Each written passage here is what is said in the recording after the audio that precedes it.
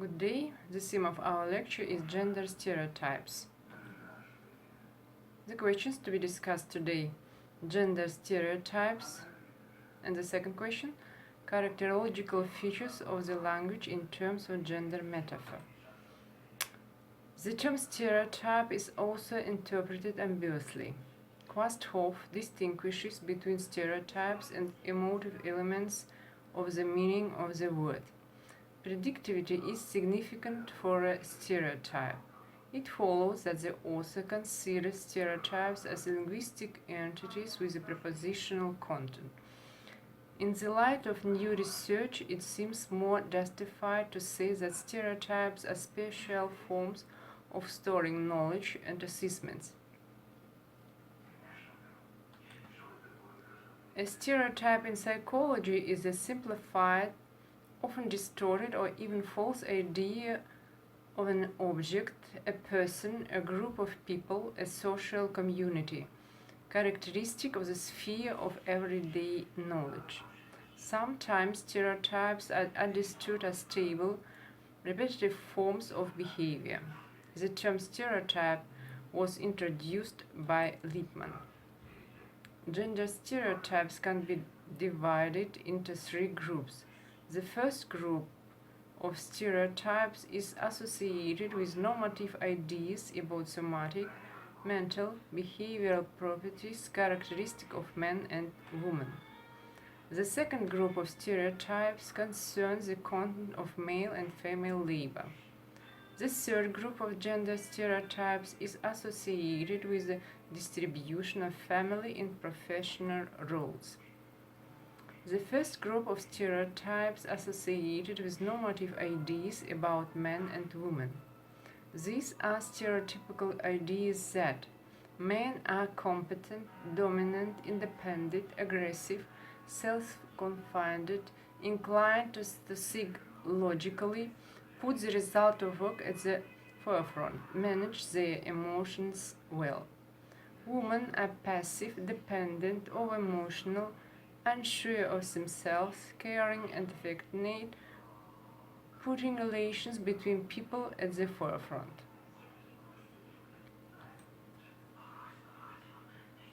Gender differences occur in children from an early age, and in adult relationships, these differences become deeper. For example, girls' games take place in smaller groups, children imitate adult relationship, and independence is more acceptable. Boys' games are characterized by joint purposeful activity in large groups. In conversation, men concentrate on tasks, their conversations are informative.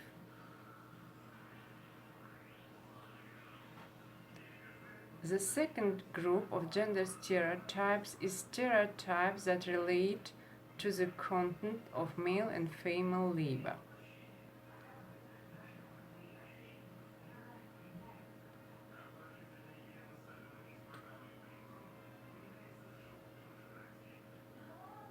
The problem of the gender division of labor, which is understood as the distribution of occupations between men and women, affects the formation of a stereotype of male and female professions.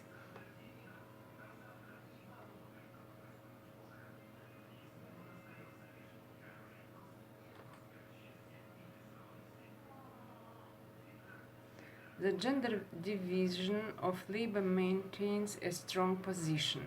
Throughout the world, every industry is characterized by the dominance of either women or men.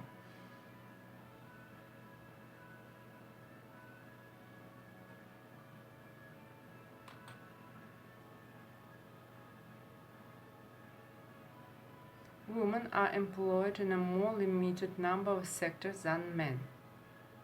Unemployed women in industry fall into the categories: communication, trade, banking and social services, education, social security, healthcare.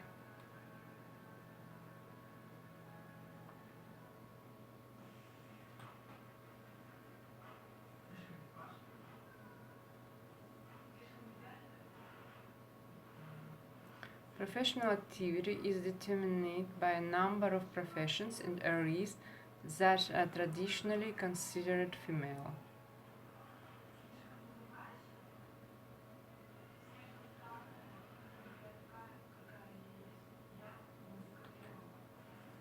The third group of gender stereotypes are those related to the distribution of family and professional roles.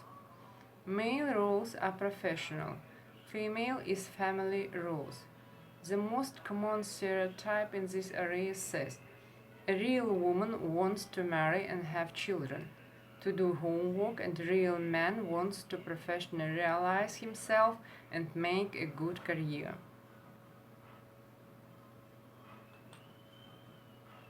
The current situation in our country is characterized by a breakdown of the existing forms and ways of life of all sectors of society.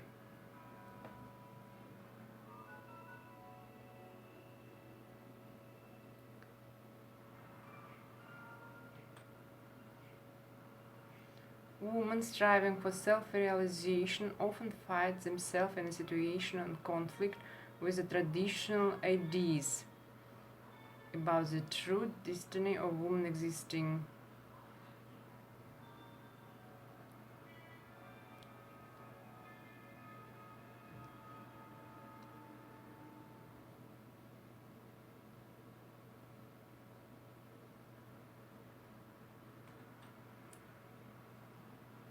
From a real man, success, high status, career orientation, emotional closeness are required.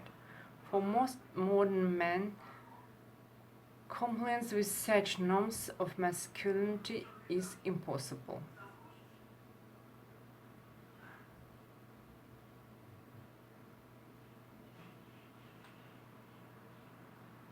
Today, gender relations in society are undergoing serious changes.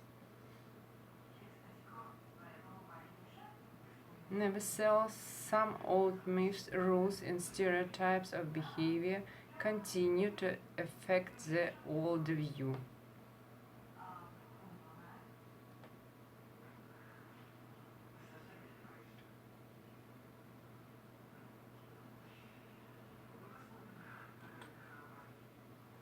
Thank you for your attention.